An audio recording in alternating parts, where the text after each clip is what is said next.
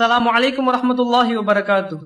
யார் கடன் தொல்லையால் அவதிப்படுகிறார்களோ, அந்த கடனை திரும்ப கொடுக்க முடியாமல் வட்டியின் பக்கம் செல்கிறார்களோ, இந்த துஆவை ஓதினால் நம்மளுடைய தேவைகள், நம்மளுடைய கடன்கள் மலையளவு இருந்தாலும் அல்லாஹ் அதை நிறைவேற்றி விடுகின்றான்.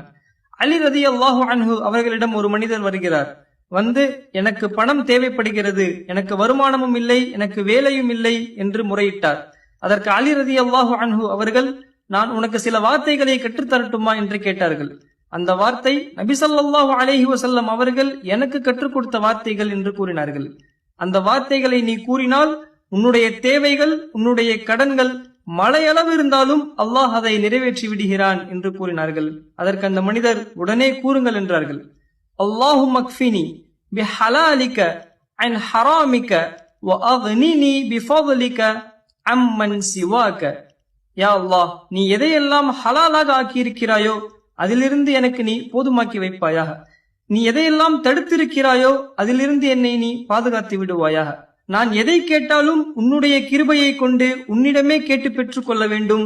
உன்னை தவிர வேறு யாரிடமும் கேட்டு பெற்றுக் கொள்வதை விட்டும் நான் பாதுகாப்பு தேடுகிறேன் என்று இந்த துஆவை நாம் ஓதினால் நம்மளுடைய தேவைகளை அல்லாஹ் நிச்சயமாக நிறைவேற்றுகின்றான். இந்த துஆவை நாம் எவ்வாறு கூற வேண்டும்? நம்மளுடைய கடனின் கவலையை விட, நம்மளுடைய தேவையை விட அல்லாஹ் எனக்கு கொடுப்பான் என்கிற நம்பிக்கை நம்மளுடைய உள்ளத்தில் அதிகமாக இருக்க வேண்டும். முழு நம்பிக்கையுடனும் முயற்சியுடனும் நாம் இதை கேட்டால், இப்படியெல்லாம் வரும்னு நான் நினைச்சு கூட பார்க்கல என்று ஆச்சரியப்படும் அளவிற்கு ஏதேனும் புறத்திலிருந்து அல்லாஹ்வின் உதவி நிச்சயமாக நமக்கு வரும். கடன் இல்லாத கண்ணியமான வாழ்க்கையை அல்லாஹ் நமக்கு தருவானாக. கடனில் கஷ்டப்படுபவர்களுக்கு அல்லாஹ் உதவி செய்வானாக. ஆமீன்.